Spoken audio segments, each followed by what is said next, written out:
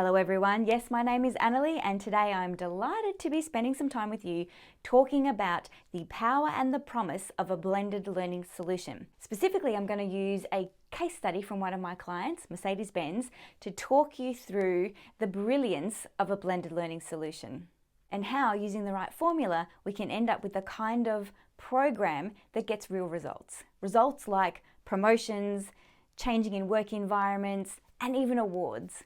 But first, let me tell you about Simon. Simon was a manager on one of my corporate Women at Work programs. So he led a participant who came along to the masterclass, and he was a supporter of hers. He said all the right things, he did all the right things, and genuinely his heart was in the right place because he did believe that women in the workplace needed a little bit more support and a little bit more structure in terms of equality in their career progress. But when we came to the end of the program, he said something that really caught my attention. He said, "No, we've been talking about women in leadership, and I understand that, equality is a real issue here, and we need more women in these roles. And I agree with that. I have daughters, and I understand the premise behind that. But I never really understood the premise behind that. I know this sounds weird, but what I mean is this. I thought, what's the difference? I mean, you have a few more women in the team, you have more men in the team. Does it really matter? I mean, it matters to the women because they're not in the team, but do we get better outcomes if we have a balance, or can a group of men get the job done or a group of women get the job done?" And this is what I noticed.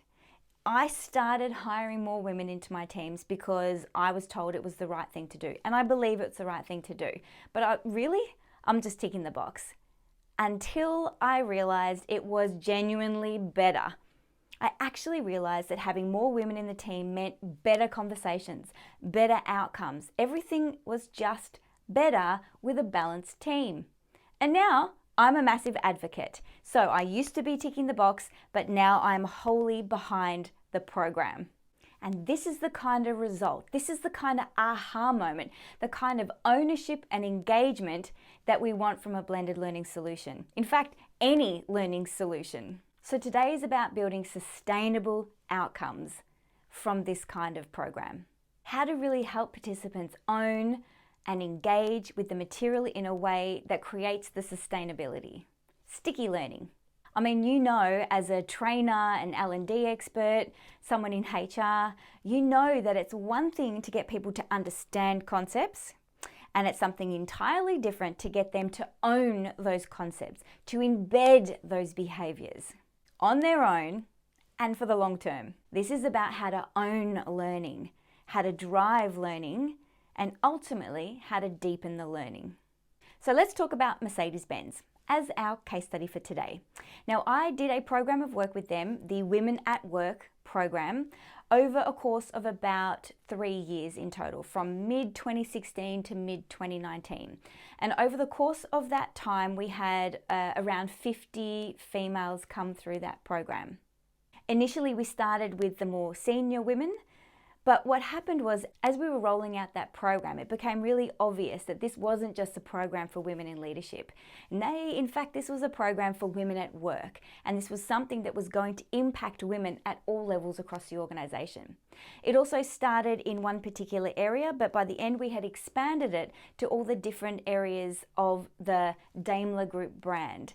So under Daimler, we have Mercedes-Benz cars, we have Mercedes-Benz vans, we have Daimler Truck and Bus, we've got Mercedes-Benz Financial Services. So all of those brands were contained within this whole program. And right from the beginning, it was really clear that the executives and the wonderful people in the HR department knew that this couldn't just be about the women. It had to be about the workforce. It had to be about the culture. And it had to be something that moved beyond a tick-the-box exercise. We really needed to make this learning sticky. So let's talk about the Women at Work training program so we can get an idea of about what this blended learning solution entailed. So predominantly everything's centered around the one-day masterclass, a live one-day masterclass. And then before that, we had a manager's briefing. And what this meant was the managers were all called together to talk about the program, what was in it, what was expected of them, and what the outcomes were that we were hoping for. Now, this is really important because the topic of women in leadership can sometimes be seen as secret women's business, and we wanted to assure the leaders that it was no such thing. And we also wanted to provide clear guidelines for them as to what their role was when it came to how to support the women. This was about supporting them, creating stretch opportunities, removing barriers, and having ongoing conversations. But it was more than that. So let me just expand on this piece for a moment here. We set really clear expectations that the success of this program was not just up to the women. It was also up to their managers. As Peter Drucker once said, an organization forms its people. It either forms them or deforms them. We know that at the end of the day, the line managers are crucial to holding that culture in place. The line managers were also told that they would be responsible for giving a presentation at the end of the program, just like the women. So the women were going to talk about their experiences, and the managers were also asked to report in on not just the experiences or what they've noticed or observed of the women on the program, but what they have done specifically to support their participants on the program. FYI, there were executives in that room, there were HR representatives in that room, there was a room full of their peers. So this added to the expectation of how they would show up in these conversations. And I have to say, this really upped the ante in terms of the level of engagement that we saw from these managers. But more on this later. We also primed this group for a shift in attitude and action as a result of this conversation. Something really interesting happened. And that was because the program wasn't aimed at the managers, and instead it was actually aimed at the women, and the managers were just a support act to the main act. It allowed us to enter into some pretty challenging and at times confronting and certainly eye-opening conversations as part of that initial briefing. It's almost like because the content wasn't directly about the managers, we were able to broach topics that may have been a little bit harder to hear or engage in if the topic had been specifically about them and their leadership style. And so finally, and this was the last bonus, it created some really frank discussions about key topics such as what does the research suggest is happening for women in the workplace, and what's their sense of what it's like at their workplace. And the idea that if we're not actively challenging the status quo, we're in danger of unintentionally supporting the status quo. And the fact that we know we can't rely on good intentions to carry us through. Our choices and our behaviours in terms of equality really need to be examined under this lens of what is built into the policies and procedures and structures of the way we work around here. And of course, one of the most important ideas, which is we're all in this together. We're all learning together. Managers need to learn to be imperfect allies, particularly male leaders, to women in the workforce. We're not always going to get it right, but as long as we're trying, as long as we're having these conversations, as long as we're challenging our own behaviours and assumptions and actions, then at least we know we're on the right track. Incidentally, these conversations were so rich that I've just finished a new book, a very short book, on some of the facts and fears and frustrations navigating equality as a male leader in the workplace. It's called When Men Lead Women. I noticed that some of the ideas that were coming up in discussion seemed quite taboo and a little bit edgy. It was almost like men were reluctant to broach some topics that they really wanted information on and they really wanted to dialogue around, but they felt that these were quite taboo. It was almost like if they brought them up or they entered into these discussions that they would maybe be seen as sexist or blockers to women or unsupportive. Where in fact, they really just needed a safe space to bring these things out into the open and actually engage in a real discussion with real information and have those ideas wrestled until they were comfortable with them so they could make a decision about how they wanted to engage in this conversation and these activities going forward. Okay, so back to the program map. Then we did the one-day masterclass. And then following that, we had a series of email learning bites that continued to reinforce the messages and the ideas and provide opportunities for reflection. And we had 3 months of group coaching. So the women attended the program in cohorts of around 6 to 8, and those cohorts became the coaching groups. Now, as we were doing the coaching groups, they were also being coached and supported by their managers on the job. And these conversations were really important. So what were the 3 keys that made this blended learning solution so powerful? Well, I'm glad you asked. Number 1, it was about action for traction. So we had a very strong focus on activities, on actions, on stretch projects and stretch assignments, and the women actually doing things differently so that they would learn more, obviously. And of course, this centers around the theory of the knowing-doing gap. It is not just about information. It has to be about integration. And as you can see here, it's a matter of understanding what is the gap between knowing and doing, and how do we make sure women get the opportunity to not only embed those skills, but reinforce the learnings through actual activities. And this is something I talk about a lot with my clients. What are you really buying here? Are you buying content? Are you buying information and awareness? Or are you really looking to buy integration, embedding, actions? Because there is a great difference between the two, and a blended learning solution really lends itself to providing outcomes that are sticky and will get you the embedded actions that you're looking for. Now, of course, the first point might seem a little obvious, but it's extremely important. So let's look at point number 2. We focused on the workforce as much as the women. Now, this is about the idea that we can do everything possible to help women in their everyday work. But if we plonk them back into an environment and a culture that does not support those changes, it is all for naught, my friends, and you know exactly what I'm talking about. How many times have you seen this in training programs?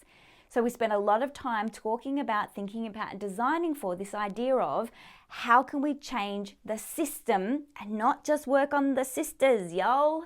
That's why we had the managers briefing at the beginning.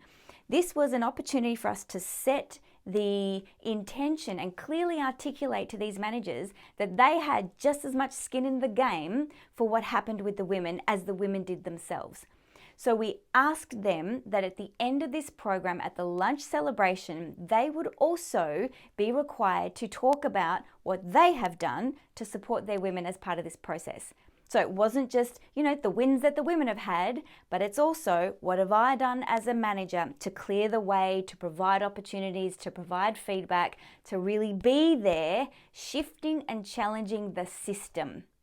Because we know that managers and leaders are the system. We are the ones creating and reinforcing the culture as we know it.